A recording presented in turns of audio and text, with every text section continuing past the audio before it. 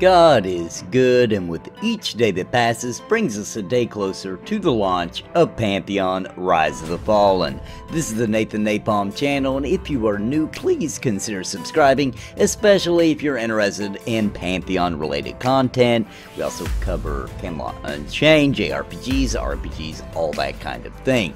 Alright, today I want to talk a little bit about the factions and reputation in Pantheon Rise of the Fallen. It is something we don't have a whole lot of information, but I want to talk and discuss it and kind of give my opinion on how I would like to see it work, or how I think it will work based on how it seems that the game is going. Now, we know there will be faction, there will be reputation, dealing with the races, dealing with all kinds of various ways that the game works. So let's talk a little bit about that. Part of the game tenets is found to say an understanding that faction and alignment should be an integral part of interacting with the world and its citizens. So right there in the game tenets, it does straight up say that they want faction and your character's alignment to be how you interact with the world and the citizens. So what does that lead us to believe? Well, that leads us to believe that there is a measurement of how others in the game world view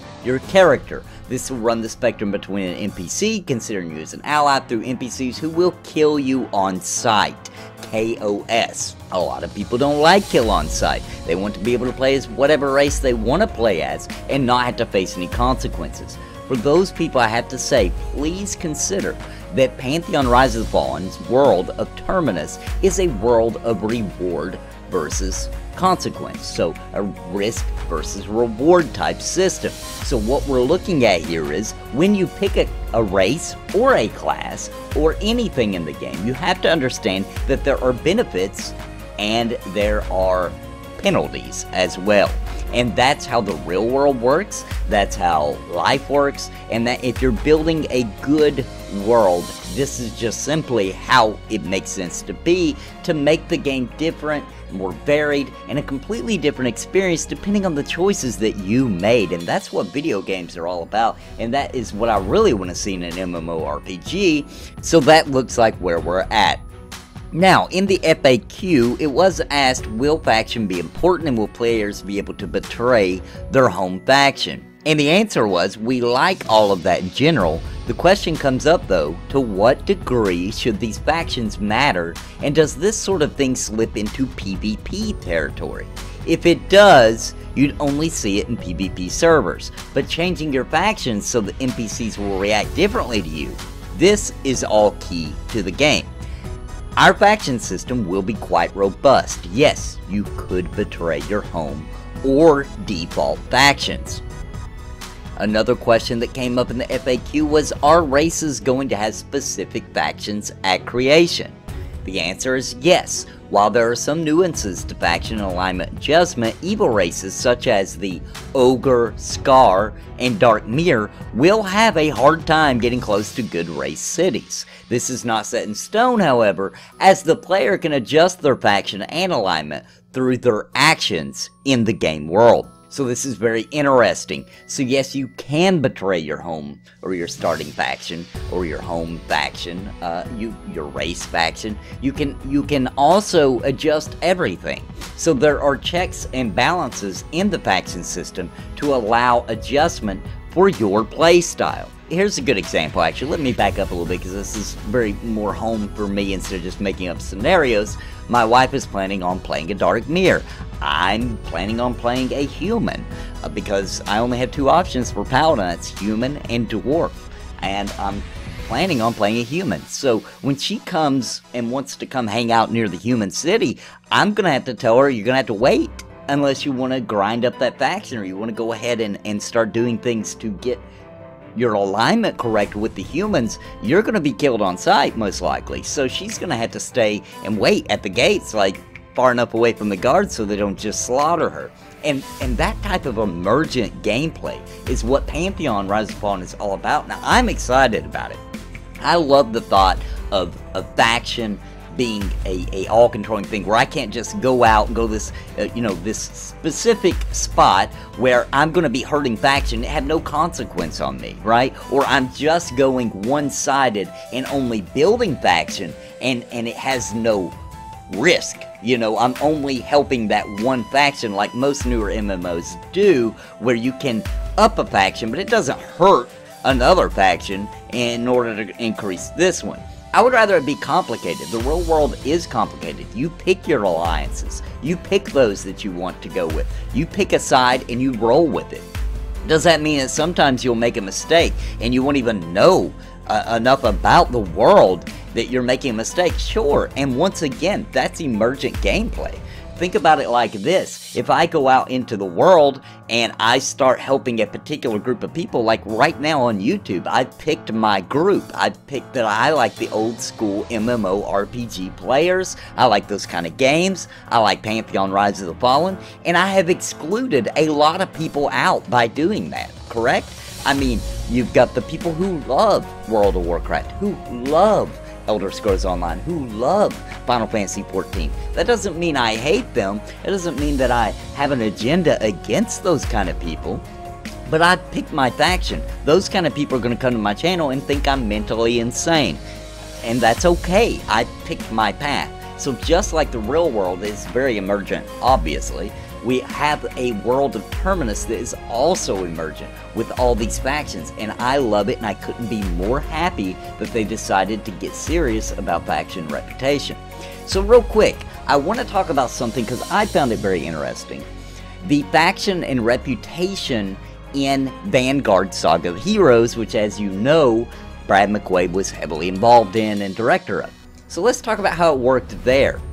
So, the world of Vanguard was called Telon, and as the player interacted with the variety of peoples and organizations, each had their own allies, their own enemies, and their own goals, so there were rewards, some great, some not so good, that assisted them with these goals. So there are multiple ways that the player could build or destroy their reputation with any of them.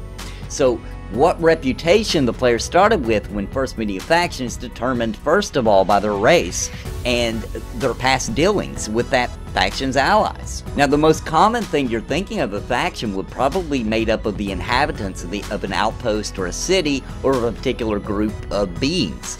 So killing the enemies of a faction improves the reputation with them, as will assisting their allies completing quests or succeeding in diplomacy with its members. Now, killing the members of a faction or its allies or failing in a diplomatic parley with its members results in a loss of reputation with that faction. Now, in Vanguard, it had a very diplomatic, political side of the game. Now, this has been asked about Pantheon Rise of Fallen. Is it going to go into that territory? And they simply said maybe later. They're more focused on the core features of the game before they get into all that. So that's something I do believe 100%. It was well loved in Vanguard. It was a very cool system, and it added another layer to the game. So I do see that coming to Pantheon later, and that all ties into faction big time. So I want to talk about that a little bit, even if it's not going to be in the game at launch. I do want this video to be about faction. I think that will eventually tie in. So let's talk about that just a little bit and then we'll move on. So in Vanguard, you could basically get diplomatic prestige gained or lost at any time by these things called parlays in an area associated with one of the cultural centers, which were everywhere. And the greater their presence with the target station, the more that you stood to gain or lose in a parlay. If you lost the parlay, then you would typically lose about 3 times what you stand to gain upon failing. So, you know, you had to be careful with when you decide to do this and how you decide to do it and everything. Now, you could become a city speaker, which just basically was 100% prestige with a particular city, qualifies that player to become a speaker. And this gave them a special title, some special rewards, and if the player was able to become a speaker for all 9 of the culture centers, then they were given the opportunity to become a speaker of all Telon of the world, a legendary title which came with legendary rewards. Now let's talk a little bit about home city factions, because what I was just talking about is very much so something we would see a system probably expanded upon and made even better in Pantheon in the future, like in an expansion or a big update. But what about home city factions? So, as we know, in Pantheon, every home city is considered its own faction. So as well as improving the reputation with that faction through normal measures, or you will also be able to take on quests and things to fight under another city's banner, or your own city if you want to keep improving that. So that will allow you to kind of gain a special kind of reputation with that particular citizens, or becoming a hero or an idol, or just basically open more options up to you for that particular city. And that could mean at first you were a kill on site, and eventually you're allowed into the city and you can shop, you can hang out, you can get quests, etc., which would take time. You're going to have to, you know, get in good with that group, because you start out maybe not looking so hot. Of course, I always think back to Ixars. Anybody that played in Ixar back in EverQuest, you know what I'm talking about with the faction. Now in Vanguard, they did something called City Coins, which was basically after you raised up a certain reputation or got the insignia or whatever for doing quests or things for that city, you started to collect specific coins for that city. There would be coins specifically that could be used only in that city, like I guess you could say like a racial currency almost. I don't know if they'll do that in Pantheon Rise of the Fallen or not. I kind of doubt it, but that is cool and I like that, and I think that's an interesting way to do content, to where people want to kind of do quests for a specific nation just so that they can, you know, get particular things that are unique to that nation. We could also look at things like accessories, like potions that you could purchase with your currency or what have you. And once again, I'm making this up. This comes from Vanguard, and all I'm doing here is saying that if Vanguard offered a sort of system like that, then it's at least possible that as we get more information about the faction system in Pantheon Rise of the Fallen, that we may see some similarities. Of course, they're not just going to copy paste it, they're trying to move the genre forward. So basically everything they learned from EverQuest, they tried to put into and move it forward into Vanguard, and all the things they've learned from Vanguard, they're trying to push and make it even better in Pantheon Rise of the Fallen. But basically, guys, to break it all down, let's talk about a couple of things I hear people talking about faction. A lot of people are excited by thinking of running around a city and you're attacked by an NPC because you're a follower of some alignment or opposing faction, and you're attacked for it and that kind of thing. Or even, you know, certain vendors out in the world refusing to deal with you, or not being able to get a quest because they don't like your particular standing, all that kind of thing. And some people don't like the kill on site. They really don't. They would rather it only be a penalty as far as being able to use certain vendors and things like request related, that kind of thing. I personally think the kill on site is cool and just adds more depth to the game. And anything that adds another layer or another piece of awesome progression, or anything I can do horizontally, I'm all about. And I think that's within the vision of the game to do that. And then there are others, of course, that loved faction farming, that like to go out and grind it out and get it. And you also got to figure that the faction, especially your starting faction with your race, is going to play a heavy part in making your character and what class or what race you want to be. You know, and it will make some races more rare than others. In other words, you won't see as many of them out in the world because they have a tougher time. It's harder to be that race, and those particular people have to invest maybe more time if they want to do certain things. And it will checks and balances for each race so that they all have their quirks. You know, I wouldn't want to see something like humans are good to go wherever they please. There should definitely be the Scar and the Dark Mirror, and the Ogres don't like the humans, right? Like, it's hard for them to get into their areas or places where they dominate. And I think that all of that adds up to just the kind of emergent gameplay that we all are asking for Pantheon Rise of the Fallen. I'm very excited to hear more information about these factions so that we can continue moving forward with it and kind of plan out our characters and kind of roadmap how we're going to play Pantheon Rise of the Fallen. Well, guys, I think I've blabbered on long enough about factions. Let me know in the comments down below, what do you think? What do you think about factions? How do you think it should work?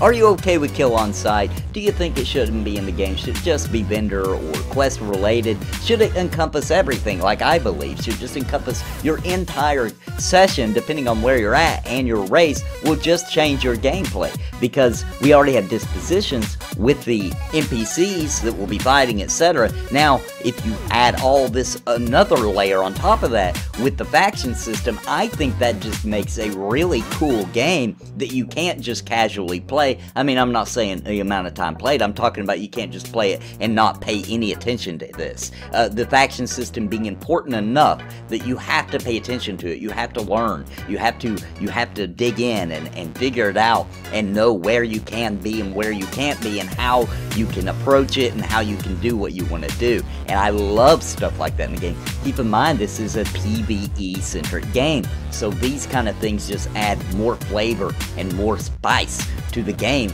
than we already have, and we already have so much. So let me know what you think. I hope you guys enjoyed the video today. Leave me a like. Let's try to get this ranking up there in the Pantheon videos. And if you're not already subscribed, please consider doing so, especially if you're interested in Pantheon Rise of the Fallen content, Camelot Unchained, JRPGs and RPGs. That's what we do here. Alright, thank you very much, guys, and as usual, God bless and happy gaming. Please listen to what I say. I've been making videos all day. My friends all say I'm gay. It's a video buffet. You can even hit replay. But please just subscribe. I can't even describe being part of my tribe. I'll even offer you a prize. But just please just subscribe and hit the bell notification too.